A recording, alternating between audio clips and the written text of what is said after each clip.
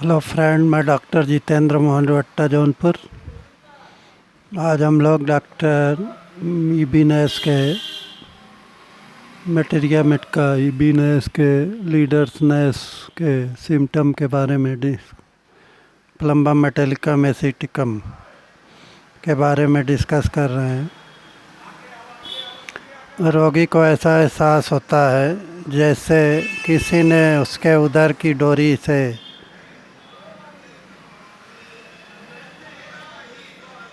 बांधकर मेरुदंड से चिपका दिया। यह लक्षण आश्रय निष्ठा और विषय निष्ठ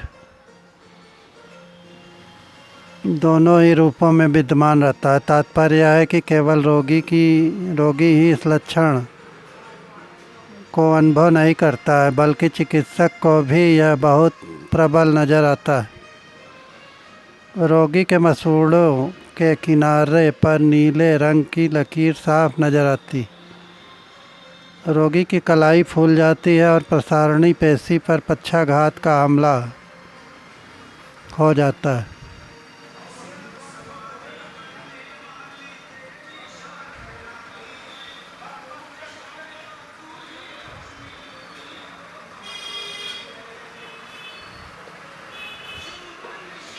इस औषधि की यद्यपि काफ़ी व्यापक परीक्षा की जा चुकी है, परंतु जितनी उपयोगी इसे सिद्ध होना चाहिए उतना सिद्ध नहीं हुई। इस औषधि का एक विशेष लक्षण है जिसको देखकर अथवा जिससे मार्गदर्शन लेकर औषधि का प्रयोग करने पर अनेक बीमारियों का सफलतापूर्वक इलाज किया गया। यह विशेष लक्षण है उदर का इस प्रकार मेरुदंड से चिपक जाना, जैसे किसी ने डोरी से उसे मेरुदंड के साथ बांध दिया हो।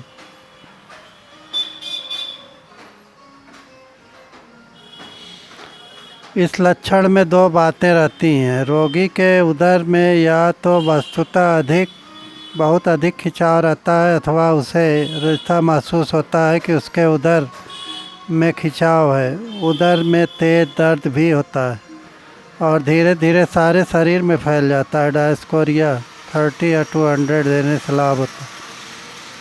शरीर के अधिकांश स्थानों में यह दर्द इस प्रकार होता है जैसे सूल का दर्द हो। जरायु रोगों तथा कब्ज रोगों में भी यह लक्षण प्रकट होता है।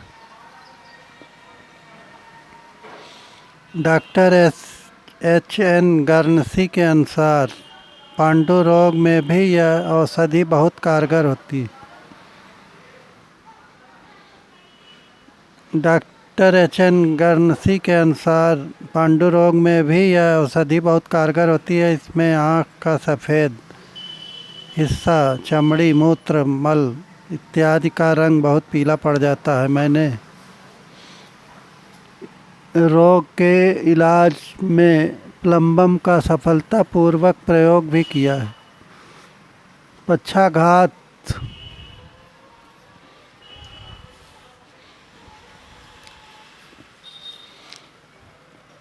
पैदा करने की इसकी शक्ति से भी लगभग सभी चिकित्सक पूरी तरह से परिचित हैं। वस्तुतः शीर्षक सूत का मुख्य कारण यही शक्ति डिप्थीरिया के उपरांत पक्षाघात से पीड़ित एक रोगी को मैंने इसी औषधि से स्वस्थ किया था। एक प्रौढ़ व्यक्ति इस रोग से पीड़ित था और उसका रोग बहुत भयंकर रूप धारण कर चुका था। उसके शरीर के नीचे के अंग लकवे से ग्रस्त हो चुके थे। रोगी में एक ऐसा भी लक्षण मौजूद था जो मैंने उससे पूर्व कभी नहीं देखा था। उसकी त्वचा में स्पर्श की अनुभूति इतनी तेज हो गई थी कि वह त्वचा पर तनिक से स्पर्श को भी सहन नहीं कर पाता था। इस लक्षण के कारण मैंने उसे बहुत कष्ट था। बहुत अधिक खोजबीन करने के बाद एलन इंसाइक्लोपीडिया में मुझे उक्त लक्षण मिल गया। दोनों लक्षणों पक्षाघात और स्पर्श ज्ञान की अधिकता को एक साथ पाकर मैंने पिनके की 40,000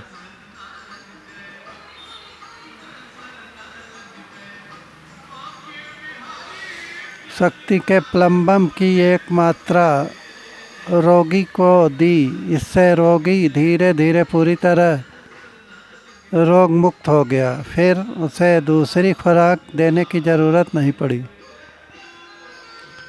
डॉक्टर टी.एल. ब्राउन के ससुर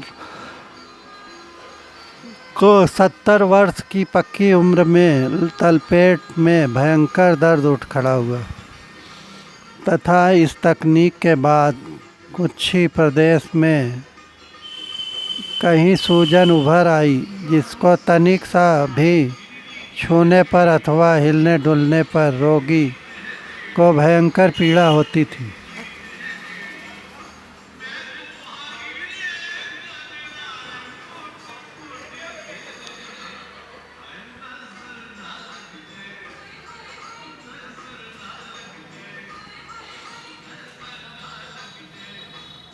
उनके जीवन की आशा ही त्याग दी थी।